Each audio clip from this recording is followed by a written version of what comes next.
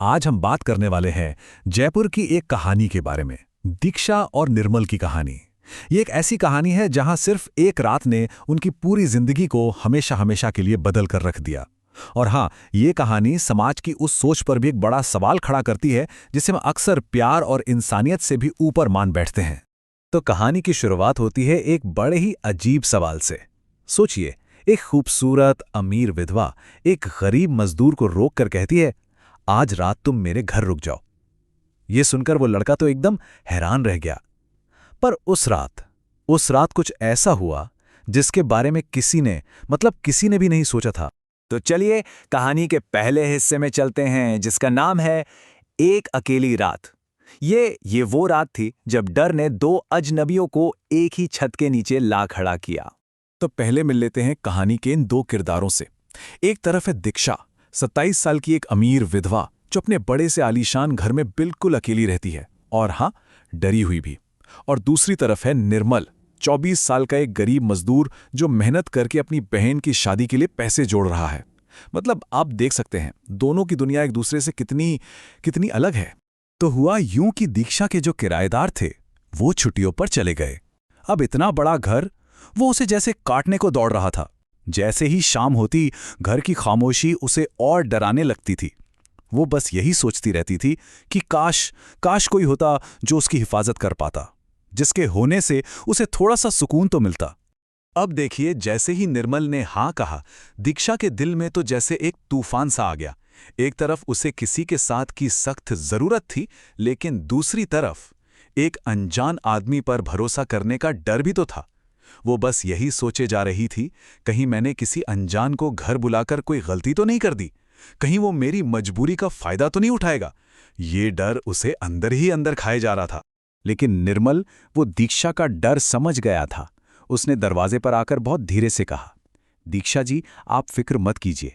मैं एक इज्जतदार घर से हूं, मेरे घर में भी माँ और बहन हैं। मैं उनकी कसम खाकर कहता हूं कि मैं आपकी तरफ आंख उठाकर भी नहीं देखूंगा।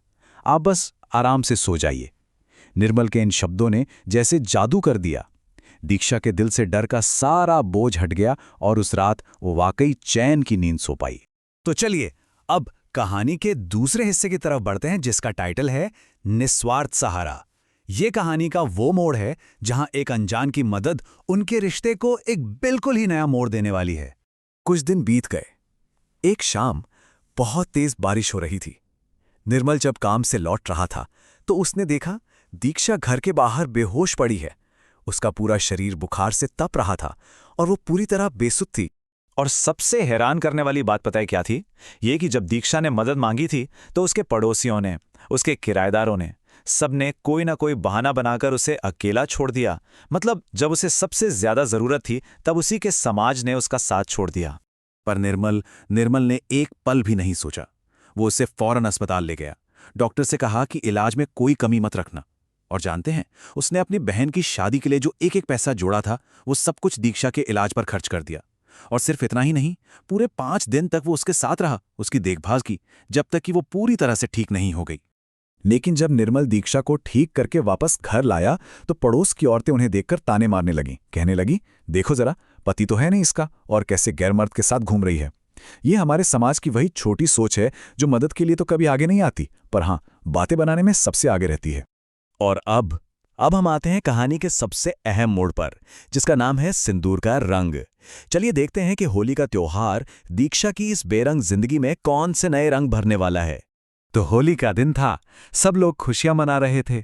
ऐसे में निर्मल को ख्याल आया कि दीक्षा वो तो घर में अकेली होगी, उदास होगी।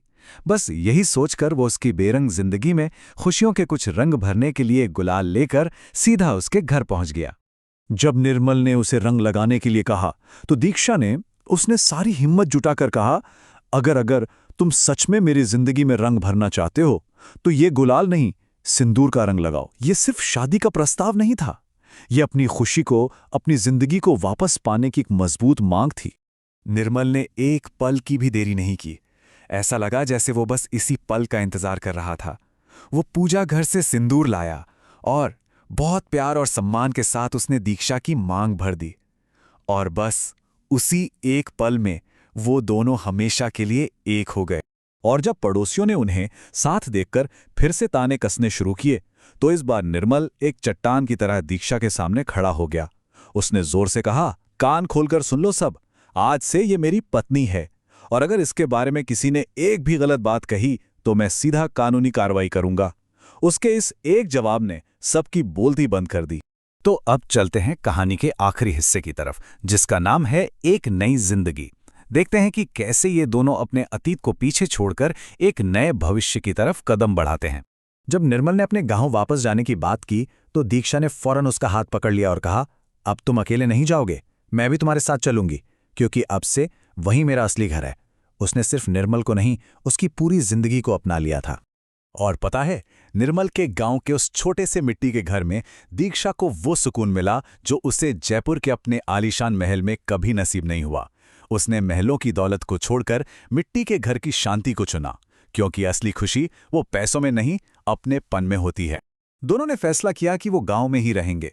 दीक्षा ने निर्मल से कहा कि अब उसे किसी और की नौकरी करने की कोई जरूरत नहीं है, हम उसके पैसों से अपना खुद का काम शुरू करेंगे।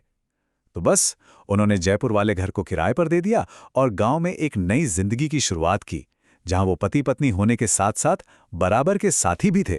तो आखिर इस कहानी से हमें क्या सीखने को मिलता है?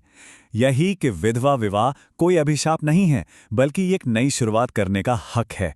ये कहानी हमें सिखाती है कि प्यार, सम्मान और इंसानियत ये समाज के बनाए हुए हर बंधन से कहीं ज्यादा बड़े और मजबूत होते हैं।